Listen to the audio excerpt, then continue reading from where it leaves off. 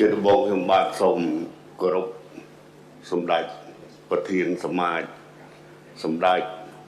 អាដាមលោកជំទាវអស់លោកស្រីទាំងអស់ដែលមានវត្តមាននៅទីនេះព្រមទាំងអ្នកស្ដាប់នៅតាមគេហដ្ឋានពាសពេញប្រទេសកម្ពុជាផងខ្ញុំបាទពិតជាមានមោទនភាពក្រៃលែងដែលសម្ដេចអនុញ្ញាតឲ្យខ្ញុំបាទឡើងមានមតិយោបល់នេះហើយវាគ្មិនយើងពីមុនមកបានជាពិសេសសម្ដេចដែលចូលសម្ដេចធិបតីព្រមទាំងអាយដាមលុយសុផាតបានមានប្រសាសន៍ស្ទើរតែអស់ទៅហើយប៉ុន្តែជាភ័ព្វវាសនាសម្ដេចបានអនុញ្ញាតឲ្យខ្ញុំមានមតិចូលរួមមតិខ្លះ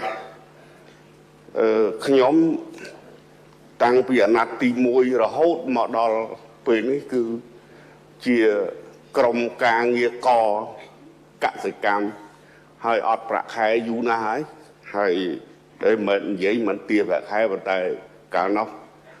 សម្ដេចចាត់តាំងឲ្យទៅជាក្រុមការងារកសិកម្មនៅក្នុង11ក្រុមការងារហើយ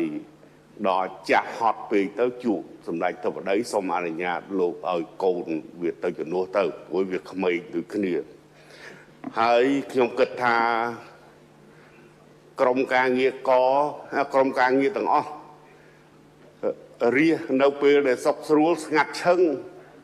ដល់ពេលពិបាកមកធ្ងោឲ្យក្រុមការងារជួយដោះស្រាយជាពិសេសវិស័យកសិកម្មតែម្ដងគឺឲ្យតែជួបការលំបាកស្រូវអត់ទឹកក៏ស្រែកស្រូវចុះថោកក៏ស្រែកដំឡូងចុះថោកពូតអីមកកាផ្លេគឺកន្លែងលំបាកគឺស្រែកឲ្យជួយដល់ពេលចំណេញมันលំបាកអត់ដែលយកពងមាន់មួយមកឲ្យអ្នកជួយដោះស្រាយទេអញ្ចឹងខ្ញុំគិតថាខ្ញុំសប្បាយរីករាយដែរបានទទួលសំណូមពរពីរាជជាច្រើនសពបែបសពយ៉ាងហើយតាំងពីអាយុ40ឥឡូវ70ហើយចេះតែដោះស្រាយយ៉ាងទៅហើយចំពោះខ្ញុំគិតថាការងារធ្វើកសិកម្មដាំដុះត្រូវការសំខាន់ចាំបាច់គឺពូជជីទឹកដីដែលមានជីជាតិតែបើដីអត់ជីជាតិយើងត្រូវកែប្រែដីបានយើងអាចដាំដុះបានបើយើងរកតែដីល្អយកមកដាំយើងមិនដឹងរកដីណាបានយកមកធ្វើស្រែចម្ការទេអញ្ចឹងដីដែលអត់ល្អយើងត្រូវតែកែប្រែវាដើម្បីធ្វើកសិកម្មកុំចោលវាហើយខ្ញុំសូមកោតសរសើរដល់រាជរដ្ឋាភិបាលដែលបានពុះពៀគ្រប់ឧបសគ្គតាំងពីបាតដៃទេរងអង្គច្រកឆ្នាំងគ្មានរហូតដល់នាំអង្គចេញហើយស្ទើរតែពិបាករកទីផ្សារលក់អង្គទៅទៀតវាច្រើនមែនទែនដែលយើងគិតស្មានដល់ថាធ្លាប់តែអត់អង្គច្រកឆ្នាំងហើយទៅជាមានអង្គរហូតដល់នាំចេញយ៉ាងច្រើនសន្ធឹកសន្ធាប់ទៅទៀតហើយការលំបាកនៅតែជួបចឹងកាលពីអត់អង្គច្រកឆ្នាំងពិបាកម្យ៉ាងដល់ពេលអង្គច្រើនពេកអត់ទីផ្សារទៀតអញ្ចឹងវាត្រូវតែដោះស្រាយហើយខ្ញុំសនពរដល់រាជរដ្ឋាភិបាលសូមមេត្តាជួយត្រួតពិនិត្យការនាំចូលជីសំខាន់ត្រួតពិនិត្យគុណភាពកុំឲ្យគេយកជីដែលគ្មានគុណភាពយកមកលក់ឲ្យកសិករយើងធ្វើឲ្យកសិករយើងយកមកដាក់ស្រែចម្ការទៅទទួលផលបានតិចហើយតម្លៃផលិតទៅខ្ពស់ទី2ទៀតការនាំចូលពូជសត្វក៏ដូចគ្នាដែរហើយសូមឲ្យរដ្ឋាភិបាលបង្កើនការយកចិត្តទុកដាក់ផលិតពូជឈើហូបផ្លែដែលប្រទេសជិតខាងគេលក់ឲ្យយើងគឺឈើហូបផ្លែដែលគេឈប់ប្រើហើយបានគេលក់ឲ្យយើងគេអត់ចង់ឲ្យយើងទទួលបានផលច្រើននេះ